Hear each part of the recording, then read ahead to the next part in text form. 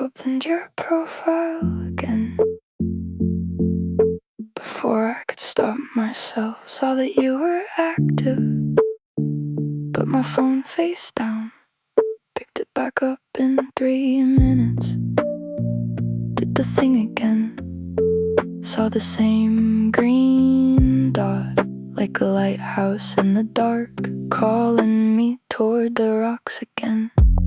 I know what I'm doing, I know this isn't good for me, but knowing is different from stopping, at least at this time of night it seems. I should close the app and sleep. I should do literally anything else, but the green dot is information, and I'm addicted to knowing. I'll tell myself, last seen just now, and so was I.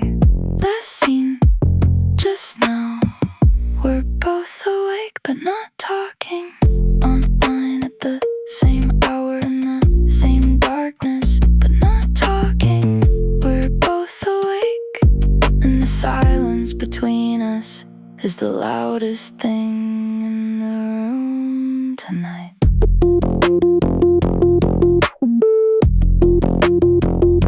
I thought about what it would take to stop checking your activity, to break the 2 a.m. habit of your name in the search bar, and reclaim my own dignity.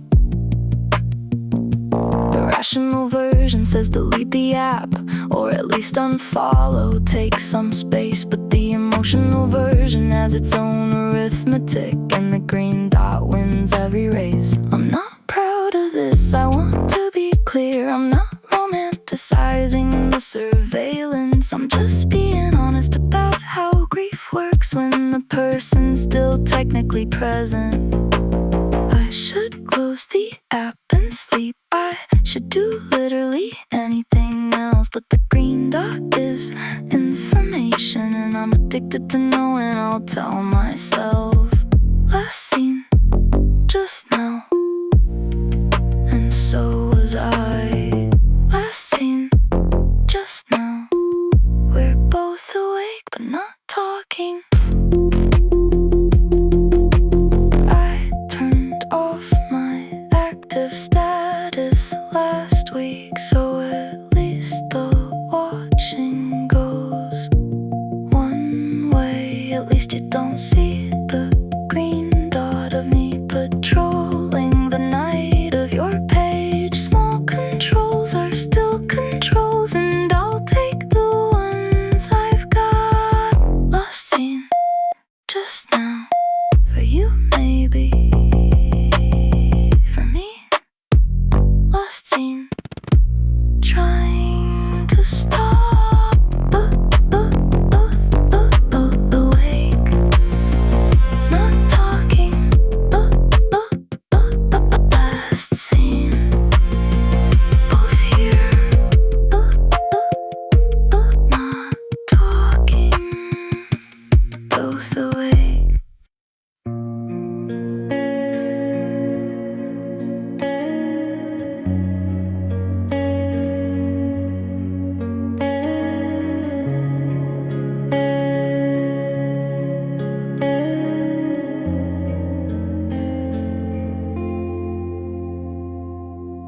The room is quiet, but my mind is loud.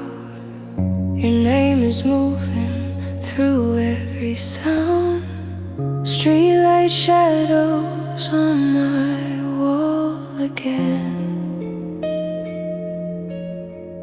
They look like memories I can't defend. I try to sleep tonight, but sleep won't come. Your voice is whispering where you're not from. I'm still awake with you in a world where you're gone. Still hearing every word like an unfinished song.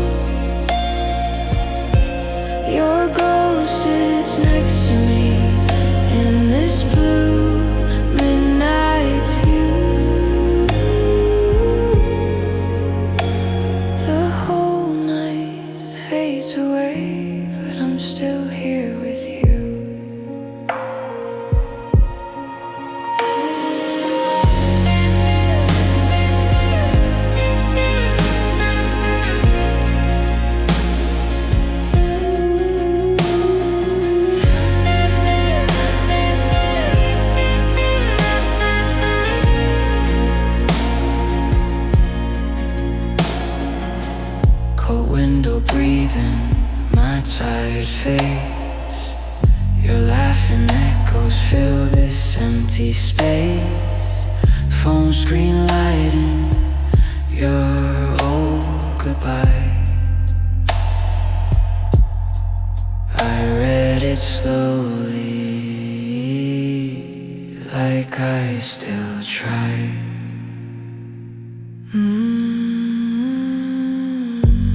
If love could stay in there, you'd still be everywhere.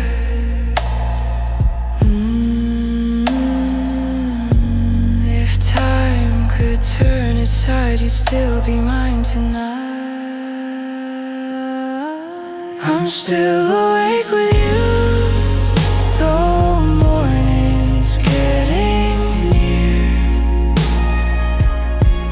The sun will rise again, but you won't reappear. So I'll just close my eyes and live one dream come true, where night never ends and I'm still there with you.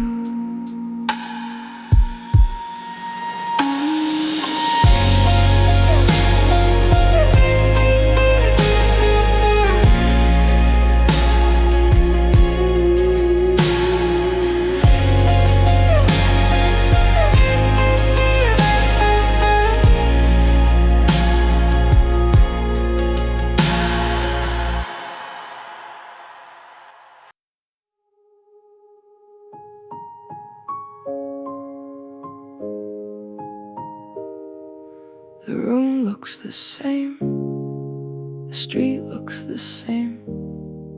The sky hasn't changed, but I'm not the same. I keep waiting for the world to register what happened here, to tilt a little, shift a little, to show some sign that the before and after are clear. But the buses run on schedule, and the neighbors walk their dogs, and the supermarket is fully stocked, and the world just carries on. And I know that's how it works. I know the world doesn't owe me its attention, but there's something about the continuation that makes the grief feel like a private invention. Nothing changed except everything. The world didn't stop for this. Nothing changed except everything, and I'm the only one who knows. I walk through the same streets with a completely different understanding. Nothing changed except everything, and it's mine to carry quietly without demanding that anyone else feel the weight of it. I called my mother after, told her the basics. She said, I'm sorry, love, and the world kept moving through the phone, and I appreciated her, I'm sorry. But it was 5 minutes and then a show came on, and I sat in the same room I always sit in, feeling the most different I've ever been. And the lamp was the same lamp, and the carpet was the same carpet, and I was a different person in a room that wasn't listening. And I know that's how it works. I know the world doesn't owe me its attention, but there's something about the continuation that makes the grief feel like a private invention. Nothing changed except everything. The world didn't stop for this. Nothing changed except everything, and I'm the only one who knows.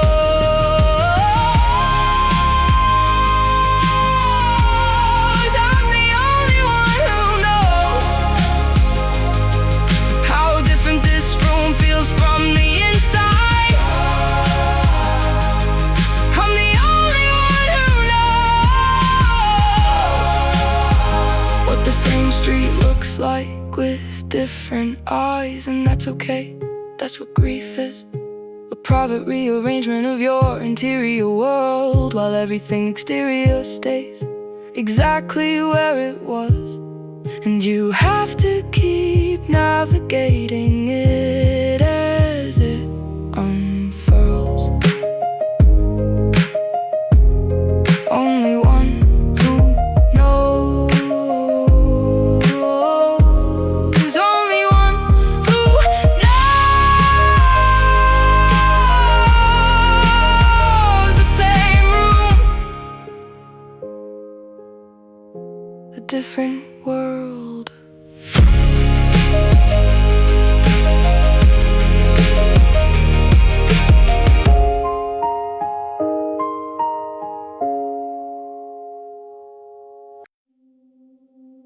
3 a.m. Not tired, just loud. The kind of loud that lives inside the quiet, where the room is completely still and the noise is all mine. And I've tried the water in the window and the podcast and the playlist, and none of them are louder than the thing that lives in the silence behind my eyes. I used to fall asleep in minutes, used to barely notice the transition. Now the night is something I have to survive, 1 hour at a time, one decision. It's 3 in the morning again, and my brain won't turn off. It's 3 in the morning again, and it's always about you. Always the same thoughts in the same order, always the same ceiling in the same dark. It's 3 in the morning again, and I'm right back at the start. Always you, always 3, always back at the start.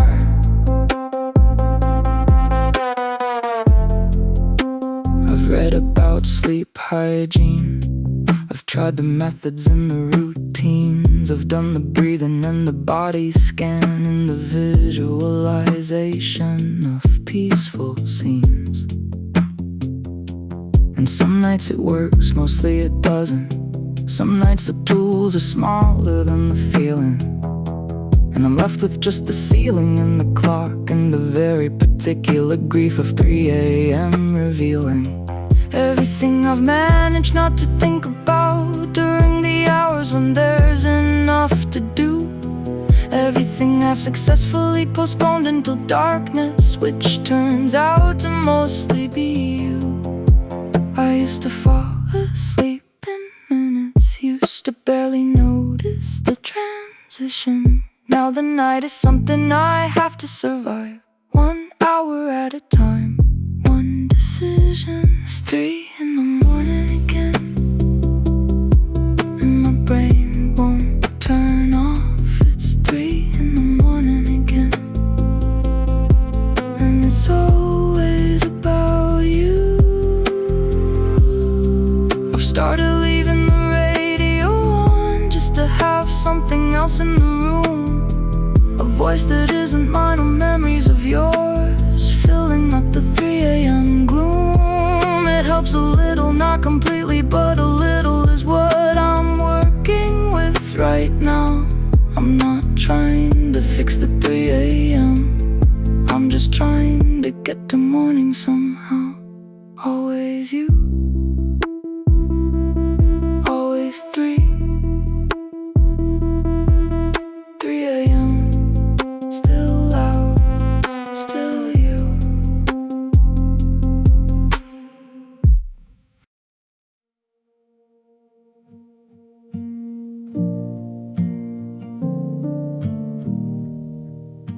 Sunday night hits different when you're by yourself. The week ahead is empty, and so is everything else. I've eaten the same dinner 3 Sundays running. I've watched the same kind of show. There's a specific Sunday ritual I've built for having nowhere particular to ago.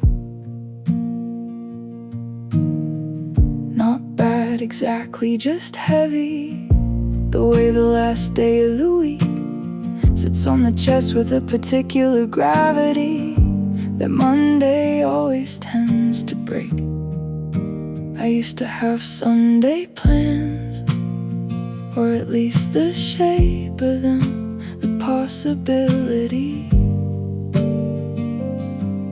Now Sunday is just Sunday from the morning until I fall asleep, and it becomes Monday mercifully.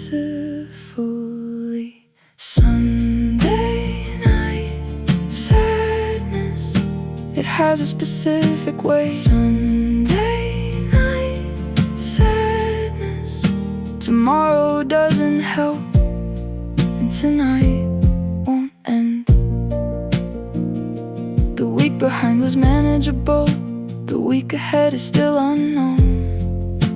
Sunday night sadness is the one that catches you between everything you've handled and the next thing on your own. I called a friend at 7, she was busy.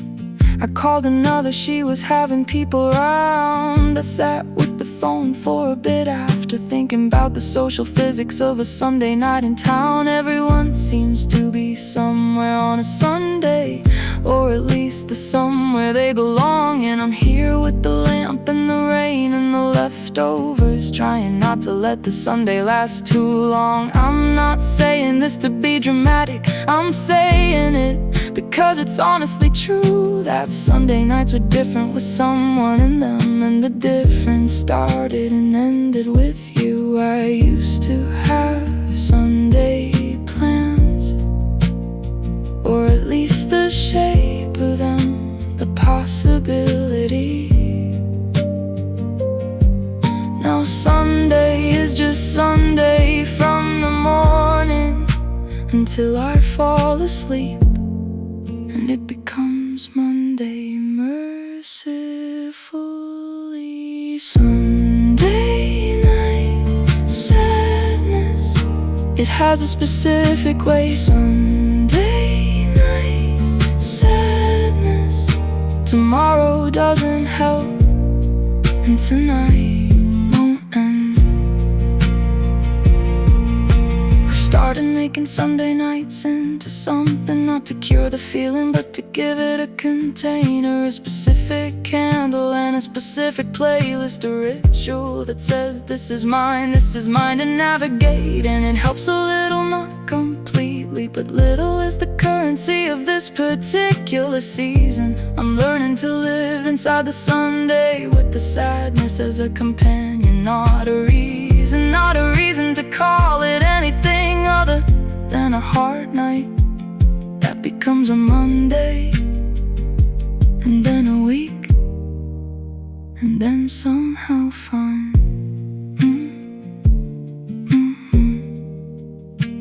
Won't end. Still Sunday, still heavy, still mine, still Sunday.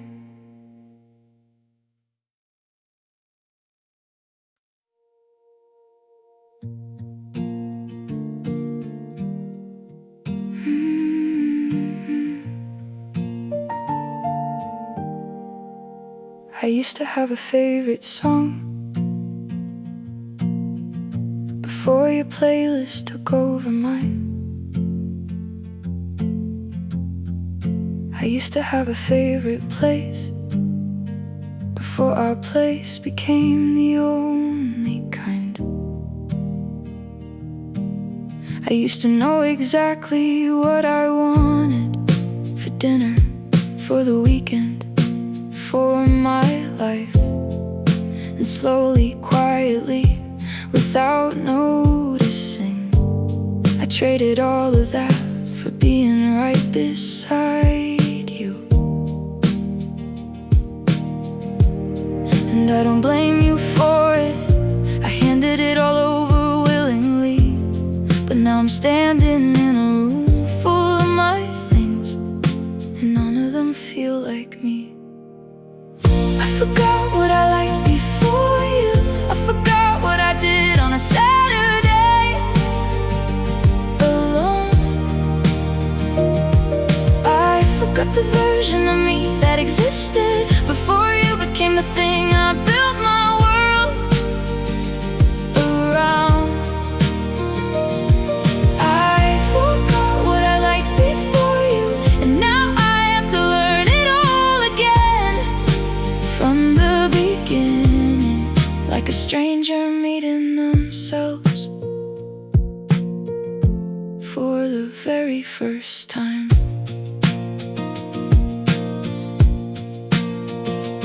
I've been asking people what their favorite things are, trying to find some echo of my own. I tried the music that I loved at 17. It sounded like someone I used to know. I tried the places that I went before we happened. I sat there waiting to feel something real, and I felt it barely, like a signal getting stronger, like a self that's trying to come back and heal.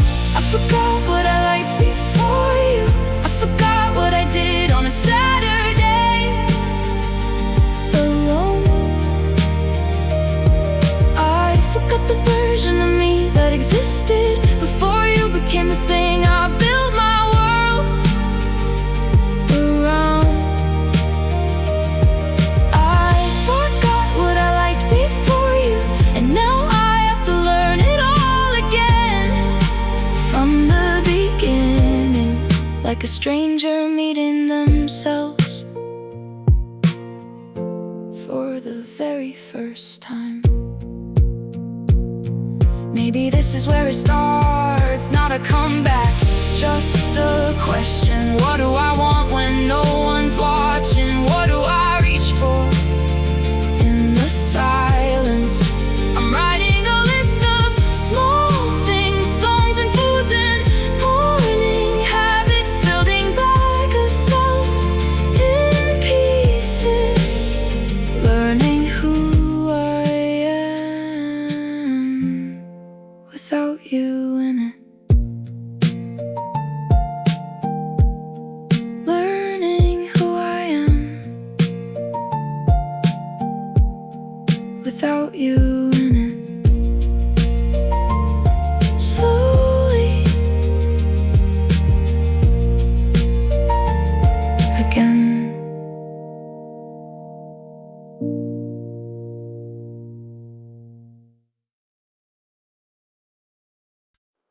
3 a.m. Not tired, just loud. The kind of loud that lives inside the quiet, where the room is completely still and the noise is all mine. And I've tried the water in the window and the podcast and the playlist, and none of them are louder than the thing that lives in the silence behind my eyes. I used to fall asleep in minutes, used to barely notice the transition. Now the night is something I have to survive, 1 hour at a time, one decision. It's 3 in the morning again, and my brain won't turn off. It's 3 in the morning again, and it's always about you. Always the same thoughts in the same order, always the same ceiling in the same dark. It's 3 in the morning again, and I'm right back at the start. Always you.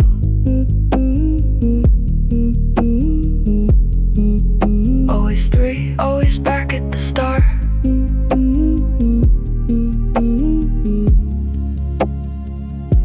I've read about sleep hygiene, I've tried the methods and the routines. I've done the breathing and the body scan and the visualization of peaceful scenes. And some nights it works, mostly it doesn't. Some nights the tools are smaller than the feeling, and I'm left with just the ceiling and the clock and the very particular grief of 3 a.m. revealing everything I've managed not to think about during the hours when there's enough to do. Everything I've successfully postponed until darkness, which turns out to mostly be you. I used to fall asleep in minutes, used to barely notice the transition. Now the night is something I have to survive, 1 hour at a time, one decision. It's 3 in the morning again, and my brain won't turn off. It's 3 in the morning again, and it's always about you.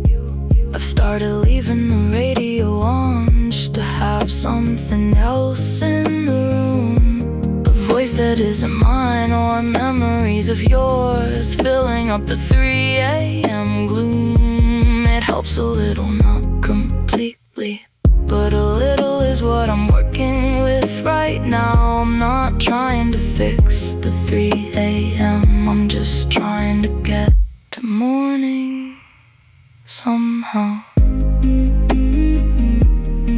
Always you, always 3 a.m. Still loud, still you.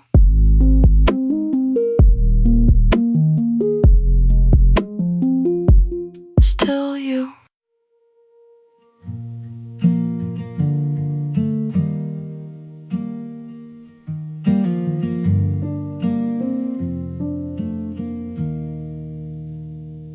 I've been trying to find the exact moment where things stop being what they were. Because it wasn't a fight, wasn't a revelation. It was more like a sentence losing its words. Year 1 was easy, year 1 was a decision. Year 2 was where the edges started to show. The small incompatibility stacking, the kind of thing you only know once you know. I don't have a villain in this story, I don't have a day circled on the calendar. I just have a collection of ordinary moments that I look back on now and understand were it. I lost the plot somewhere in year 2, not with a bang, more of a gradual drift. I lost the plot somewhere in year 2 and kept showing up not knowing that I did. I was still using the same words for something that had quietly changed into something else. I lost the plot somewhere in year 2 and spent another year not telling myself. I've done the math on all the dinner conversations where we talked about anything but us. We got good at filling space with comfortable nothing. We confused peacefulness with a lack of fuss. I don't regret the time, I can't regret it, because I was doing my best with what I knew. But I wish I'd been honest with myself a little earlier. That lost feeling wasn't just a phase I was going through. I lost the plot somewhere in year 2, not with a bang, more of a gradual drift. I think this is the part that's hardest to talk about, because it means no one was wrong, no one was cool, just two people growing in different directions with a gap between them. No one knew how to close, and I think I knew just wasn't saying. Sometimes love is not enough to hold the shape. Sometimes you love someone and still have to let them go. And that kind of ending doesn't feel like an escape. It just feels like loss. A slow, quiet loss of something real.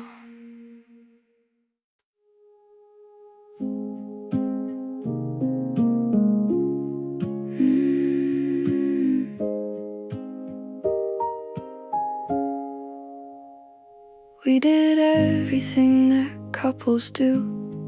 We just never said the word.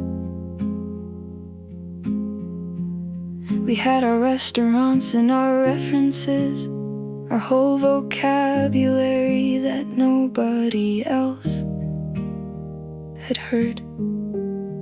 You held my hand in public, but you never said what this was.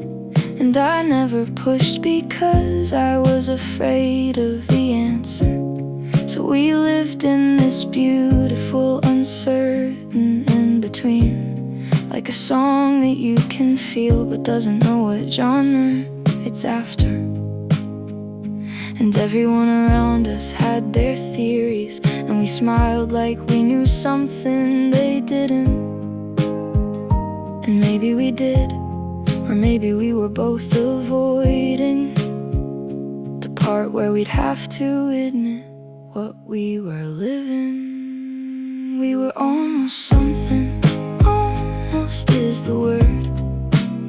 A whole relationship that happened and was never heard. We were almost something in the best possible way, until almost wasn't enough and we ran out of days.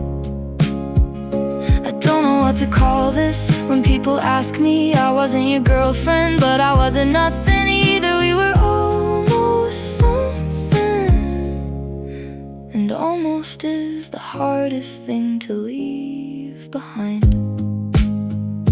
I went through the grief without the public acknowledgement, because we were never public in the way that counts. Nobody brought me flowers or checked in properly, because to them it was just a thing that didn't amount. But it amounted, I want that on the record. It was real, whether or not it had a name. The almost love is. You didn't end it, you just stopped. No conversation, no conclusion, no goodbye. One day you were there, and then you weren't, and the absence arrived before I understood why.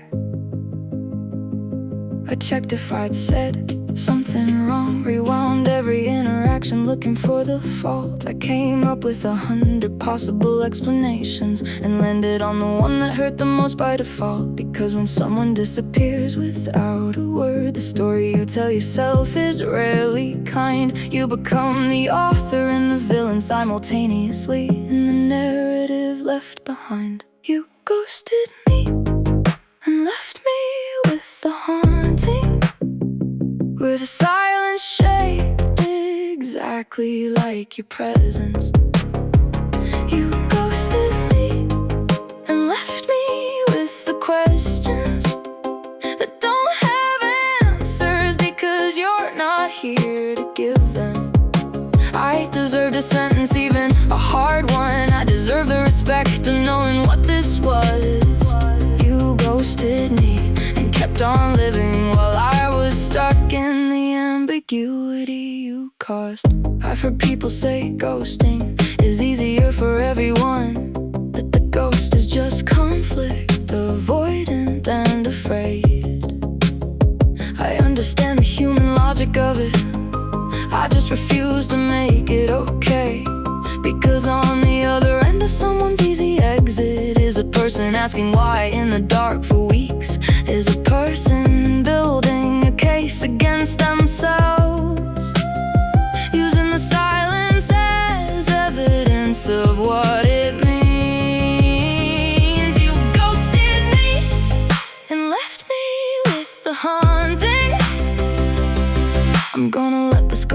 eventually. I know that's how this ends. I stop waiting, I move on. I'm gonna get to the other side of the unanswered, and it's gonna mean something that I carried on. You posted a story 8:45, which means you're fine, which means you're alive, which means you saw my message and made a decision, which means I have to stop telling myself you just didn't have time. You like someone's photo at 10:15. You're active, you're present, you're just not here with me. And the internet is making me a detective of a case I don't wanna be solving. Honestly, I know too much and understand too little. The data doesn't add up to an answer that helps. I know you were online at exactly midnight. I just don't know what that means for me or for myself. I saw you active at 2 a.m. and I put the phone down and I picked it back up. I saw you active at 2 a.m. and I started composing and then I gave it up.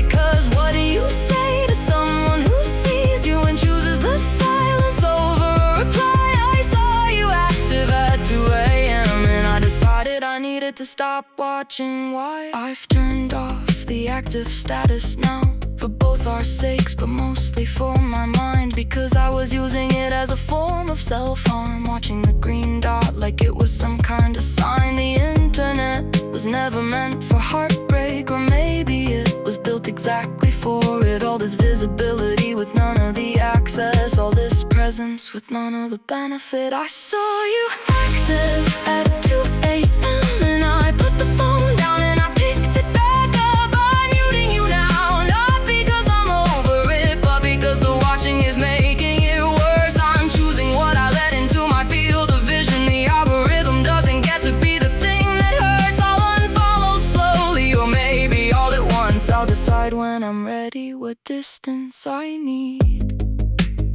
But tonight I'm putting the phone face down for real and letting myself grieve without the feed.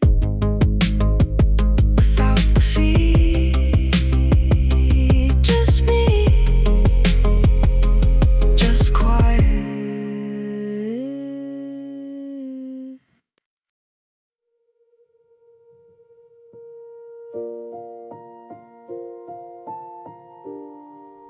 The room looks the same, the street looks the same, the sky hasn't changed, but I'm not the same. I keep waiting for the world to register what happened here, to tilt a little, shift a little, to show some sign that the before and after are clear. But the buses run on schedule, and the neighbors walk their dogs, and the supermarket is fully stocked, and the world just carries on. And I know this how it works. I know the world doesn't owe me its attention, but there's something about the continuation that makes the grief feel like a private invention. Nothing changed except everything. The world didn't stop for this. Nothing changed except everything, and I'm the only one who knows. I walk through the same streets with a completely different understanding. Nothing changed except everything, and it's mine to carry quietly without demanding that anyone else feel the weight of it. I called my mother after, told her the basics. She said, I'm sorry, love, and the world kept moving through the phone. And I appreciated her, I'm sorry, but it was 5 minutes and then her show came on. And I sat in the same room I always sit in, feeling the most different I've ever been. And the lamp was the same lamp, and the carpet was the same carpet, and I was a different person in a room that wasn't listening. And I know that's how it works. I know the world doesn't owe me its attention, but there's something about the continuation that makes the grief feel like a private invention. Nothing changed except everything. The world didn't everything, and I'm the only one who knows. I'm the only one who knows. I'm the only one who knows how different. I deleted the conversation this morning, held my thumb over it for a minute first, scrolled back to the beginning just to see it. The first message, something simple, just the worst.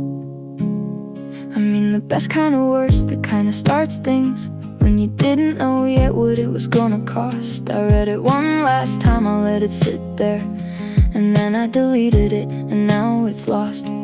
2,000 and something messages, approximately a year and a half compressed into a thread. The jokes, the voice notes, the long honest ones at midnight, the last one sitting there still unread. I deleted the conversation, but I didn't delete the person. I deleted the evidence, but not the weight. I deleted the conversation, and my phone felt lighter for about a minute, and then my chest remembered what I couldn't erase. I deleted the conversation because I needed to stop having it available. I deleted the conversation, but the conversation was already in my memory anyway. People talk about closure like it's a thing you find at the end of a process that takes a certain time. But I've been through the process, and I've done the steps, and closure is more like choosing to stop the climb. The conversation wasn't helping me move forward. Having it there was like a door I kept reopening. I needed to close the thread to close something bigger. I needed to stop the access, stop the hoping. I deleted the conversation, but I didn't delete the person. I'm keeping the things I learned from all that talking, the understanding of myself I only got from us. I'm keeping the version of me that showed up fully, the part that wasn't guarded, the part that trusted. I don't delete the lessons, only the location. I'm not erasing you, I'm changing where you live. You're in the part of me that knows itself better, not the part that waits for you to give. Not the part that waits. You live somewhere else now, somewhere quieter, somewhere I can be fine.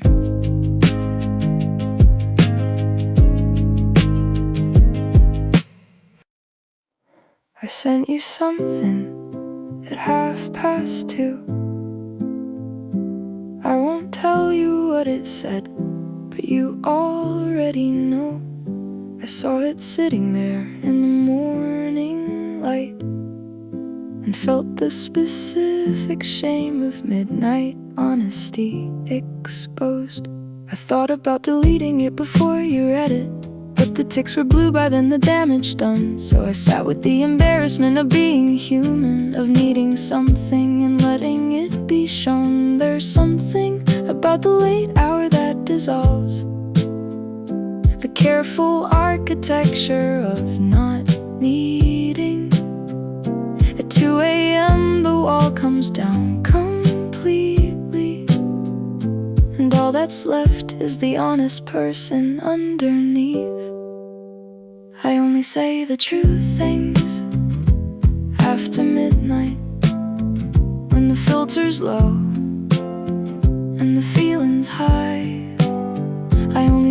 true things after midnight, and then spend the morning asking myself why. But maybe midnight me is trying to tell me something about what I actually want beneath the daylight version. Maybe midnight me is less afraid of the answer. Maybe midnight is when I should be paying more attention. You replied the next morning, matter of fact, like you hadn't just received my 2 a.m. confession. You were kind about it, which was almost worse. Kindness as deflection is its own kind of rejection. I said something like, sorry for the late message. You said something like, no worries, and moved on. And we spent the next week building back the distance from the honesty of what I'd said at 1. I only say the true things after midnight, when the filter's low and the feeling's high. I don't wanna only be brave when I'm half asleep. I wanna be that honest in the daylight too. I wanna stop saving the real things for the dark hours and say them when it actually matters, looking at you. So here I am, it's 2 in the afternoon, and I'm telling you with full awareness what I mean, that I liked you and I meant it, and I'm fine that you didn't. And saying it out loud is the most honest I've been. Most honest I've been. In the afternoon, sober and clear and fine. Had a funny thing happen at work today. Instinct said, tell you, and then remembered the number I've been calling for 3 years is not a call I'm allowed to make in December. So I told the story to the wall instead, and the wall did what you used to never do.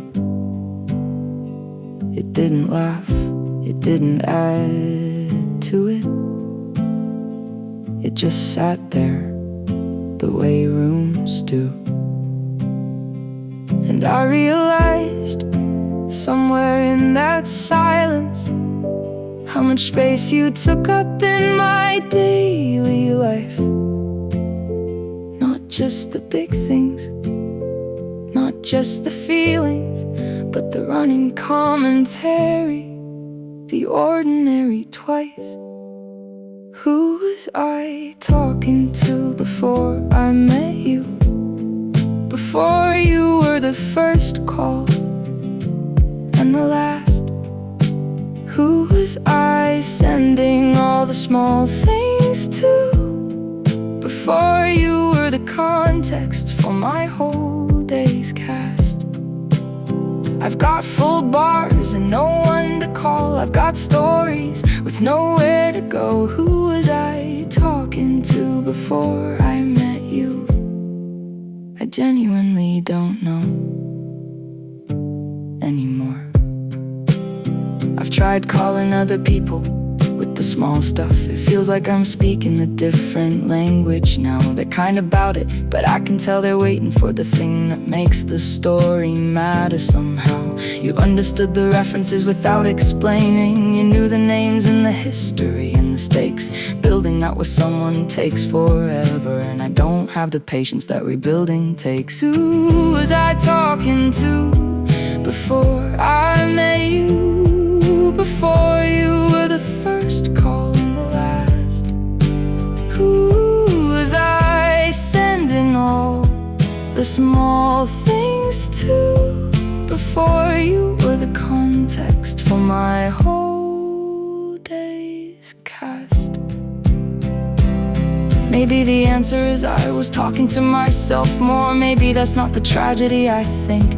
Maybe silence has a function I forgot about. Maybe I was living on the private side of things. I'm gonna try it, sitting with the stories. Not every moment needs a destination. Maybe some things can just happen and be over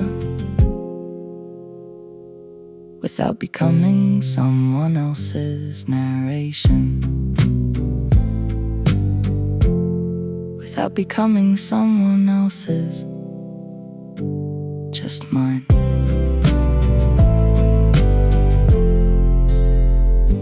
Just mine.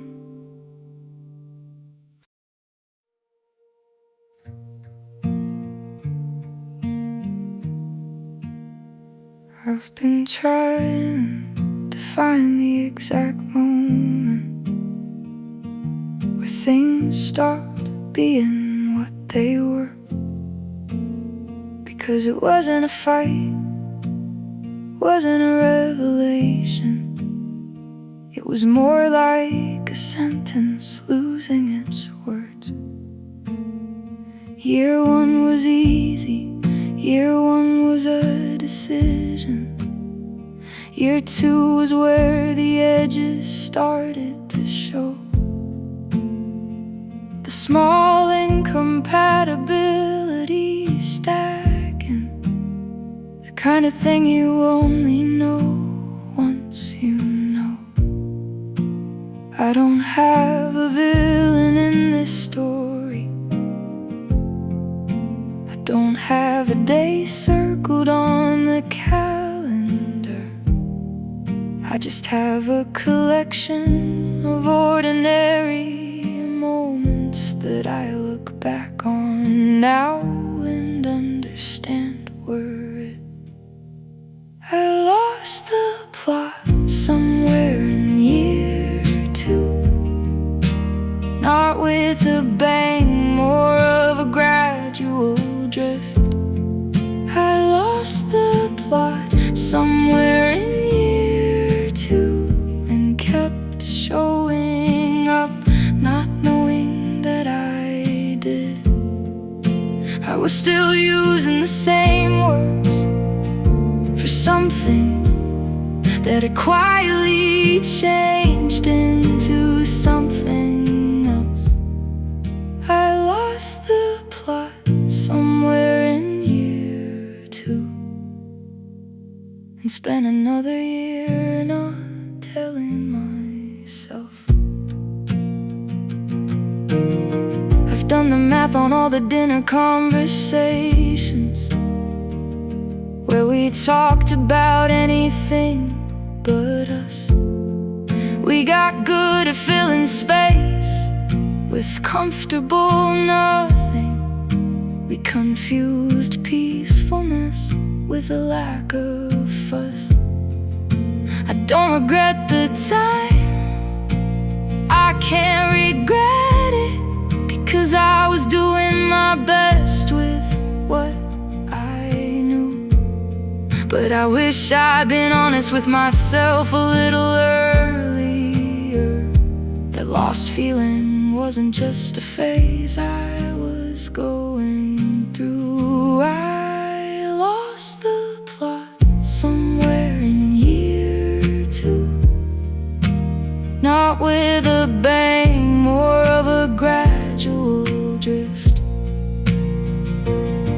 I think this is the part that's hardest to talk about, because it means no one was wrong, no one was cruel. Just two people growing in different directions, with a gap between them no one knew how to close. And I think I knew, I just wasn't saying. Sometimes love is not enough to hold the shape. Sometimes you love someone and still have to let them go. And that kind of ending doesn't feel like an escape.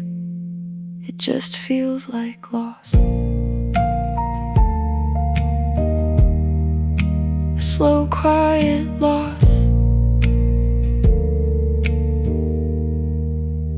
of something real.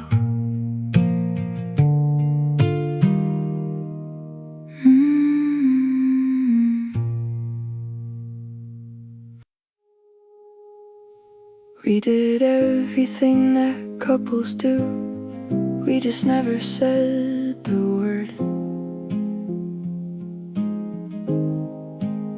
We had our restaurants and our references, our whole vocabulary that nobody else had heard. You held my hand in public, but you never said what this was. And I never pushed because I was afraid of the answer. So we lived in this beautiful, uncertain in-between, like a song that you can feel but doesn't know what genre it's after. And everyone around us had their theories, and we smiled like we knew something they didn't. And maybe we did, or maybe we were both avoiding the part where we'd have to admit what we were living. We were almost something, almost is the word. A whole relationship that happened and was never heard. We were almost something in the best possible way, until almost wasn't enough and we ran out of days. I don't know what to call this when people ask me. I wasn't your girlfriend, but I wasn't nothing either. We were almost something, and almost is the hardest thing to leave behind. I went through the grief without the public acknowledgement, because we were never public in the way that counts. Nobody brought me flowers or checked in properly, because to them it was just a thing that didn't amount, but it amounted. I want that on the record. It was real whether or not it had a name. The almost love is just as hard to lose as the named kind. The unnamed hurt the same. We were almost something, almost is the word.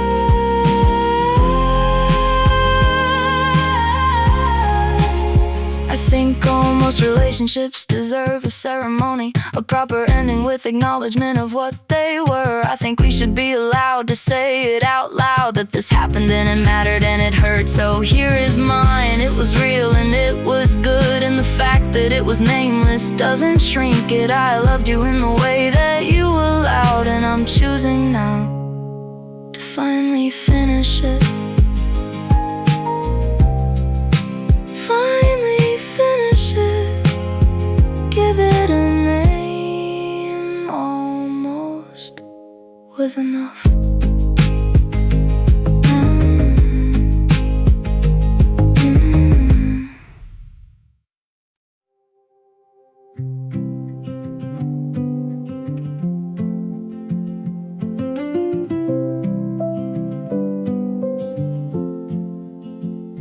I'm very good at keeping a conversation going.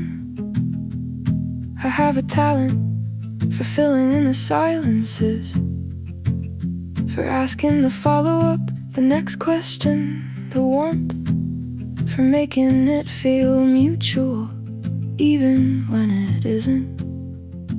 I've been doing it with you for 7 weeks now, and you show up just enough for me to keep at it. I'm the one who opens every thread we have, and you're the one who closes it without a habit. I started counting, I know that sounds obsessive, but the data was the only thing that felt like truth. 3 messages for everyone you sent me. I was the conversation, and you were the excuse. I talk, you tolerate. I reach, you receive. I show up, you're available enough to keep me. I talk, you tolerate, and I've been calling that enough. But enough is not the same as what I need. I want someone who initiates, who opens the thread because they thought of me, not someone who responds because I sent them something. I went silent for 3 days just to see what happened, and what happened was a lot of absolutely nothing. And the nothing was the most clarifying data that my brain had been refusing to be touching. I wasn't testing you, I was testing myself to see if I could sit with what was real. The nothing confirmed it gently and completely, and I let myself for the first time actually feel. I talk, you tolerate. I reach, you receive.